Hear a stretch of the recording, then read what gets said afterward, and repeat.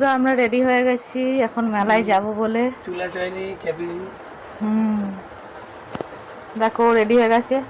কোথায় দেখে আমার খারাপ মনে হচ্ছে। চলো বাদ বাকি ভিডিওটা তোমাদের দেখাবো, রথ দেখাবো। অনেক কষ্ট করে এখন রথ দেখতে যাচ্ছি বাড়ির কাছেই। চলে এসেছি আমরা রথ দেখতে। রথটা এখনই বেরিয়ে যাচ্ছে, চলো তাড়াতাড়ি চলো। রথটা বেরিয়ে যাচ্ছে।